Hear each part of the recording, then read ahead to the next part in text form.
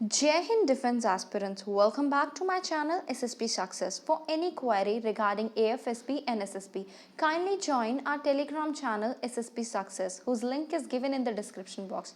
So guys, let's get started. So today's topic is ending the war in Yemen. हम सबको जैसे पता है कि काफ़ी सालों से येमेन में वॉर चलता आ रहा है, तो हम पहले उसकी बैकग्राउंड को डिस्कस कर लेते हैं। तो 2011 में जब अरब स्प्रिंग आई थी तो येमेन के जो प्रेसिडेंट थे उनको रिज़ाइन करना पड़ा। जो वाइस प्रेसिडेंट थे उन्होंने प्रेसिडेंट की शपथ ले ली, जिनका नाम था हदी। जो हदी थे वो सऊदी अरेबिया के साथ बेहतर रिलेशन बनाने पर फोकस करते थे, मींस वो सऊदी अरेबिया के साथ ज़्यादा इंक्लाइन करते थे। तो उसके बाद 2014 में हाउथी रेबल्स ने सऊदी अरेबिया के कुछ एरिया में कब्जा कर लिया, सादा province and capital Sana. Okay उसके बाद क्या हुआ कि जो हाउथी रेबल्स हैं उनको ईरान द्वारा सपोर्ट किया जाता है, जबकि जो उस टाइम के प्रेसिडेंट थे हदी, उनको अपनी जान बचाकर भागना पड़ा।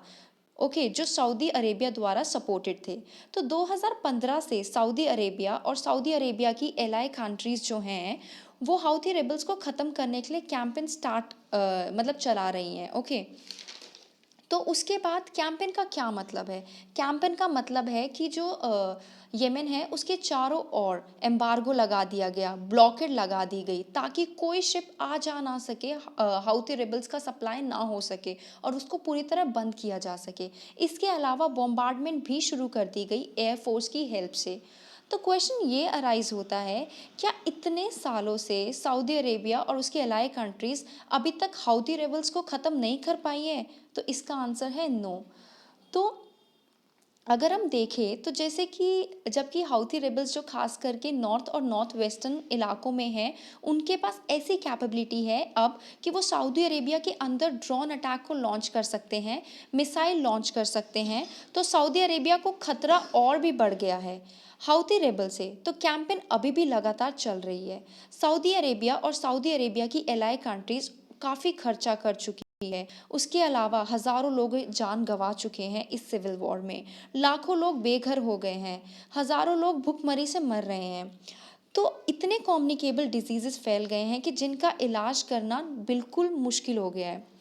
तो अगर हम देखें तो यूएन की दूसरी ऑर्गेनाइजेशन हेल्प तो करना चाहती है, लेकिन सिचुएशन इतनी ख़राब है कि वो ग्राउंड पर जाकर हेल्प नहीं कर सकती, और हेल्प के लिए उनको पैसे भी कम मिल रहे हैं। उनको जितनी एड चाहिए येमन में रिलीफ ऑपरेशन चलाने के लिए, उतनी एड यूएन को मिल ही नहीं पा रही है। अगर हम बात करें, जब ट्रम्प प्रेसिडेंट थे तो उन्होंने सऊदी अरेबिया को खुली छूट दे दी थी कि येमेन में आप जो करना चाहते हो कीजिए, लेकिन बिडेन ने कहा कि येमेन में मैं पीस इस्टेब्लिश करने की कोशिश करूंगा अपनी, जैसे ही मैं इलेक्शन जीत जाऊंगा। तो जैसे ही बिडेन प्रेसिडेंट बने उन्होंने काफ़ी स्टेप्स उठाए, जैसे हाउथी रेबल्स को टेररिस्ट डेजिग्नेशन दी हुई थी यूएसए के द्वारा, उसे हटा दिया गया, और सऊदी अरेबिया के साथ 2 आर्म डील होनी थी वो भी सस्पेंड कर दी गई। तभी प्रेशर क्रिएट किया जा सका सऊदी अरेबिया के ऊपर।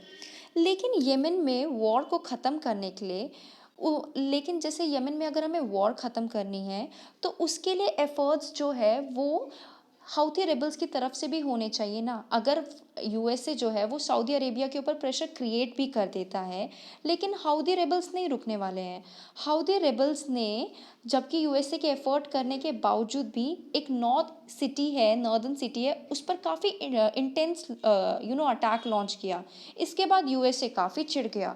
फिर यूएसए ने फिर हाउथी रेबल्स के ऊपर काफ़ी सारे सैंक्शन लगा दिए, और कहा यह जा रहा है कि यूएसए देखो कितनी भी कोशिश कर ले, मतलब यूएसए एक लिमिटेड प्रयास ही कर सकता है येमेन में पीस इस्टेब्लिश करने के लिए।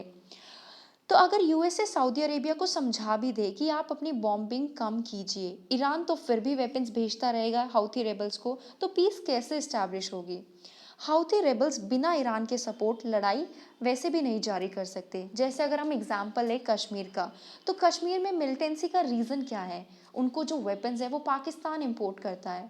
अगर पाकिस्तान उनको वेपन्स दे ही ना तो फिर वो मिलिटेंसी चलेगी नहीं, क्योंकि इंडिया में आप AK-47 आसानी से नहीं खरीद सकते। तो वो कहाँ से सप्लाई होके आती है? वो ऑफकोर्स बॉर्डर के पार से सप्लाई होके आती है। तो यही यहाँ पे कहा जा रहा है कि ईरान के सपोर्ट के बिना हाउथी रेबल्स जो है वो ये कंटिन्यू कर ही नहीं पाएंगे। तो ईरान तो यूएसए के प्रयासों को कभी सपोर्ट करने वाला है ही नहीं। तो येमेन में पीस कैसे इस्टेब्लिश होगी? फिर भी आर्टिकल में ये बोला जाता है कि अगर जैसे सऊदी अरेबिया ने मतलब ब्लॉकेड जो है वो हटा दे, तो उसके बाद क्या होगा, कॉन्फिडेंस बिल्डअप होगा और जल्द से जल्द सीज़ फायर एग्रीमेंट को साइन किया जाना चाहिए। एक बार अगर एग्रीमेंट साइन हो भी जाता है तो सब स्टेक होल्डर्स बातचीत करें और येमेन में पीस इस्टेब्लिश करने का प्रयास करें, क्योंकि येमेन के लोग ऑलरेडी बहुत ज़्यादा सफ़र कर चुके हैं। येमेन में जो एक बेटर लाइफ लोगों को मिलनी चाहिए अब। येमेन काफ़ी गरीब कंट्री बन गया है, लेकिन ऐसा नहीं कह सकते कि पहले ये डेवलप्ड कंट्री था। ओके, बट ये है कि सिविल वॉर के बाद सिचुएशन काफ़ी ख़राब हो गई है। सो गाइज, ये था पूरा आर्टिकल येमेन में चल रहे सिविल वॉर से related. So guys, do like share and subscribe our channel SSP success. Thank you guys, bye bye, take care.